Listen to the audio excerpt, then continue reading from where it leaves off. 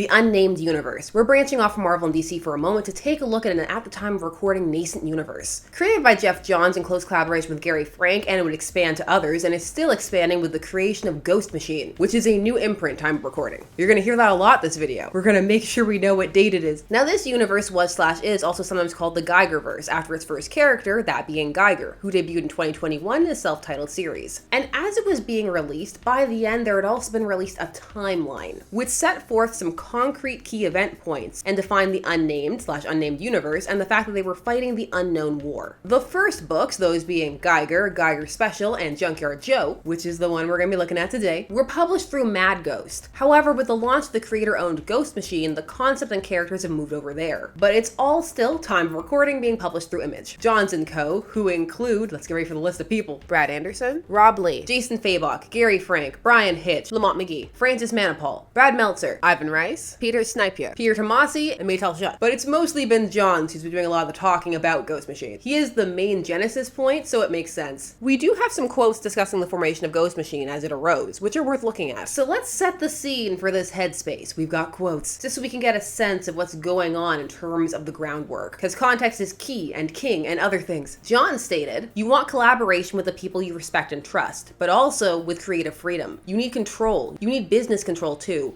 You can't have true creative control without business control," which is something that I think we learned over the course of our careers and why Ghost Machine exists. It's because it's sometimes as simple as we want to be able to say when the books are coming out because we're ready. We want to be able to say how many pages a story is. We want to be able to pick the highest paper quality and cardstock covers, and it's more expensive. Well, we're okay with that. We want the best quality for these books. I did smile a bit at the comes out when it's ready, just because Johns has a reputation for being late. There's a balance that needs to be struck between deadlines and quality. Now, the Unnamed Universe is just one universe to be published through Ghost Machine, but that's not to say that there can't at some point be interaction. The universes are the Unnamed Universe, the Rook Exodus Universe, the Family Odysseys Universe, and the Hyde Street Universe. And they were all showcased in the Ghost Machine Special #1 from 2024. As for how all of that will work, John stated, "Everything's really based on tone, and that's why we set out with Ghost Machine #1 to have these 4 separate sections, 4 separate universes, to allow the books and the characters to just be what they can be to the best they can be. And again, all that said, we're part of the same company, so we can do whatever we want, ultimately, with these characters and their interactions." That could go really well or really awry. We shall see. So that's our base groundwork, but how are the stories? The framework is there, so now what's needed is solid narratives to build it up, to help with that potential longevity. Now, the idea behind the Unnamed is that they are these mythical heroes, or they've become legendary over time. Although the term Unnamed may be a bit of a misnomer if you're talking about the characters themselves, maybe it just pertains to the universe, but as for the characters themselves, oftentimes we the readers know their names, but characters in the universe don't. It's been lost to time for some of them, but again, not all. Geiger's name is Tariq Geiger, and he's radioactive.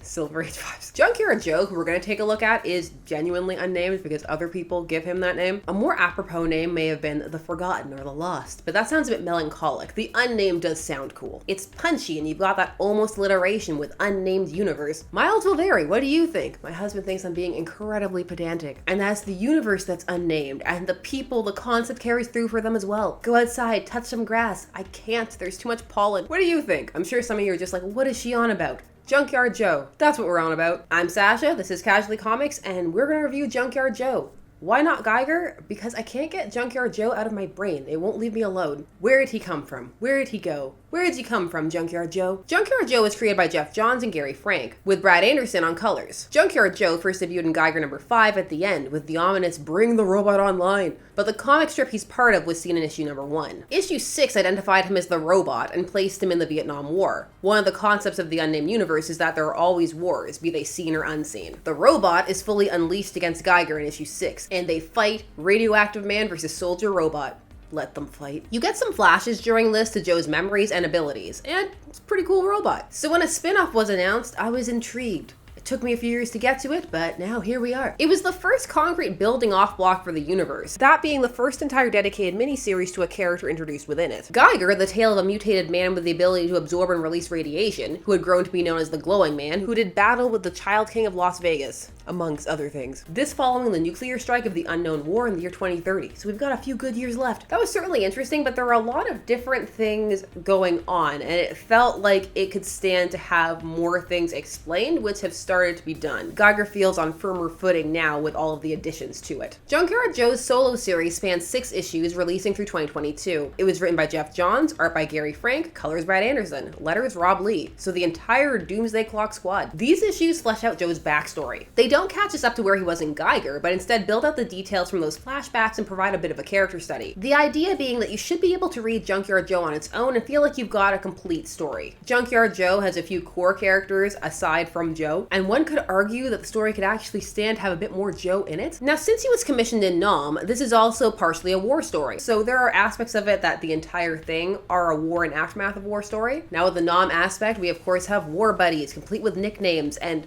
all the Nam tropes in play. So basically, you only need to worry about / remember one of the buddies, all of whom were introduced in issue 1, and that's Maury Davis, or Maury Muddy Davis. Muddy. He's part of a squadron called the Junkyard Dogs, which is why eventually the robot will be Junkyard Joe. Issue 1 details Joe's time in Nam, and is a very solid, if trope-heavy issue. If you've ever seen or read anything, any media surrounding Nam of any kind, you know what's going to happen. Don't get attached to the squad, for obvious reasons. Their backstories and traits are there so that you can feel sad when the inevitable happens. There will of course also be violence and the horrors of dead civilians, and given the subject matter, that will mean children. While these portions are highly familiar and in some cases derivative, there are interesting sections. What is interesting is seeing Joe, as the squad comes to call him, become integrated into the team after he saves them and is revealed to be a robot. Joe never speaks, and this is a consistent character detail, so there is always a bit of a question as to the depth of his understanding and feelings. How much is being projected versus how much he feels, and that's interesting. The parts in the first issue where it's unclear if he's bonding with them or if they're projecting are some of the most intriguing in this whole mini, but it's very brief. This issue is effective in the tropes it employs in that it utilizes them competently. You buy the camaraderie of the squad and their affection for Joe. Muddy is given the most development, so you care about him the most, which works as he will carry on for the rest of the mini. The art in this entire series is gorgeous, but there are moments in one that stand out particularly because it has the most moments of heavy warfare. Those moments with the carnage, while brutal, don't veer into schlocky, which it very easily could have. It's shocking, but not over the top. Joe's robot name is Unit Beta, and he goes rogue, but also appears to have developed some empathy and dislike of war and guns. In one of the more outlandish scenes, this robot failure is linked to America pulling out of Nam. They're going for an alternate history thing. Miles will vary. I can't see Nixon in any fiction without thinking about Futurama.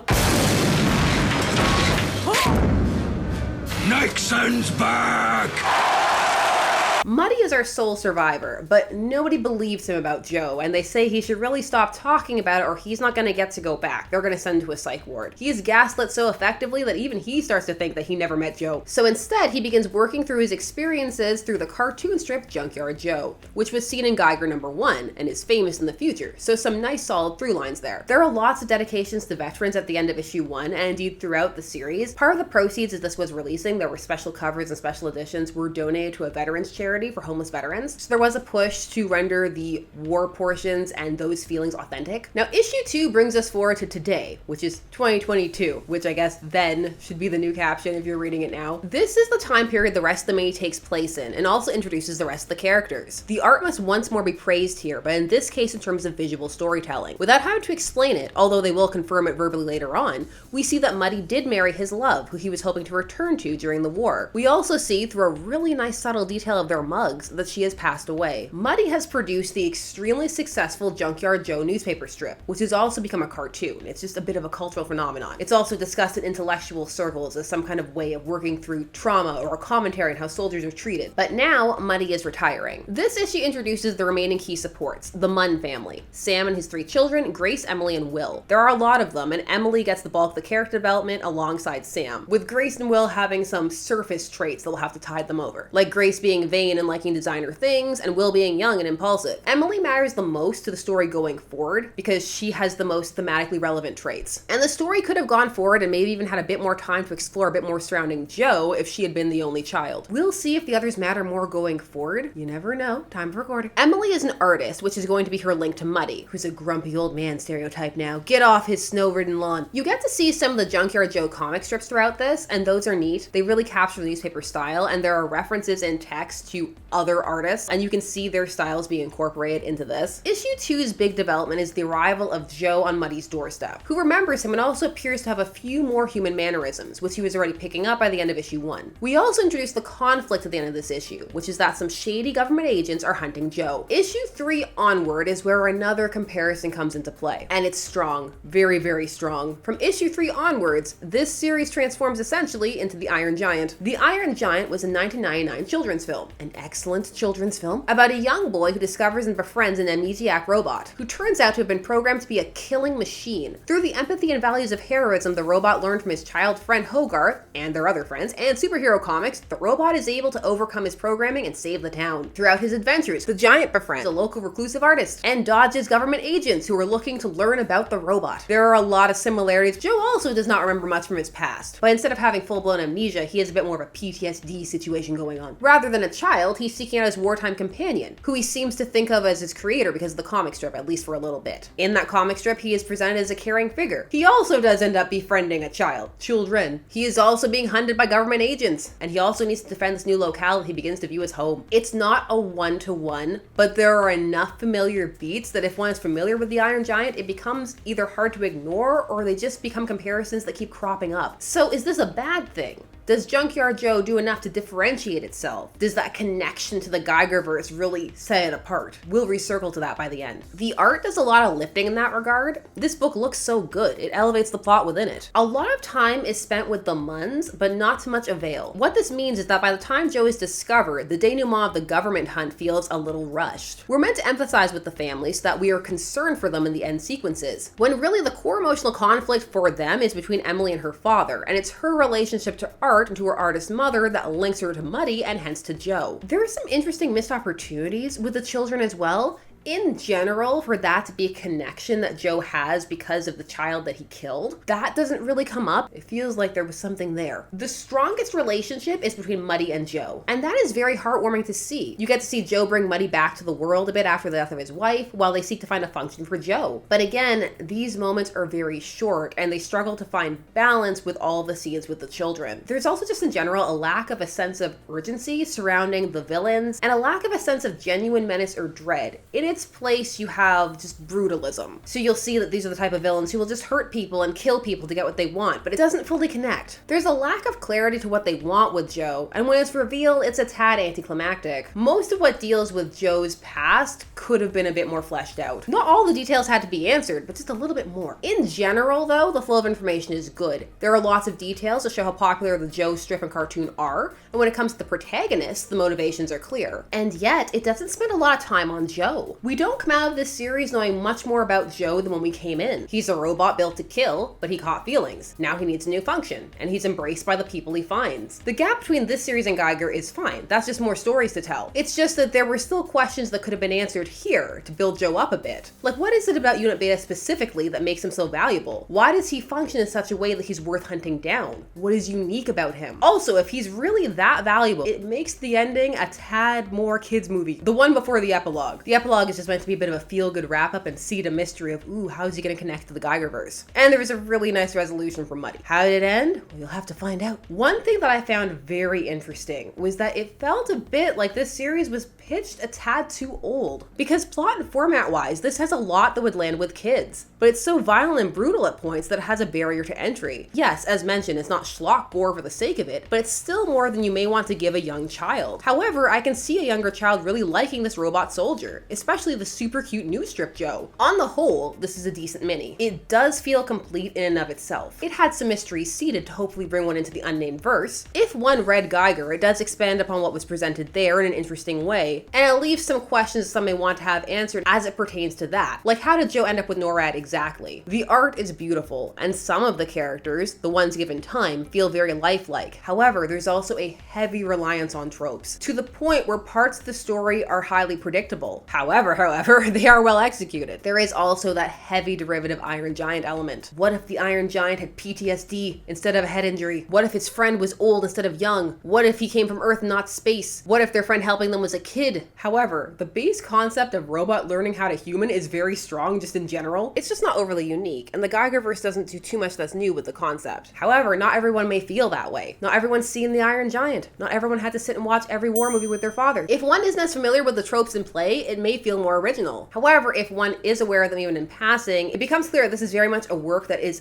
built upon pre-existing ideas. And whether or not it elevates them enough or makes them different enough, or whether being in this universe does that, it's going to be a miles varies type deal. Overall, I liked Junkyard Joe. In spite of all that, it did indeed build out the universe. You could see planning and forethought in it. Most importantly, I liked Joe, despite the fact that you don't get much of him. And I liked what was there. If all these moments are utilized as effective building blocks, it could really strengthen a lot of the more derivative parts retroactively by making them part of a larger tapestry. We'll see what happens. The Unnamed Universe intrigues me, and because I'm me, I'm never talking about the parts you're supposed to talk about first. It feels like it's not that talked about. I'm not sure. Let's talk about it. Who here has read Junkyard Joe or anything in the Unnamed Universe? What do you think? Do you feel like this is very heavily the Iron Giant, or do you think that it wasn't? Did you like it? Did you not? Just put all of your thoughts down below. And while you're down there, please do all the YouTube things. Like, share, comment, subscribe. Hit the bell notifications so that you never miss a vid. Thanks so much for taking some time to spend discussing comics with me. I always appreciate it, and I will see you again soon. Bye-bye. Super bonus if you made it to the end. If you like this shirt, this Lois So Handsome shirt, then I have the link for that down below as well. All right, let's talk Junkyard Joe.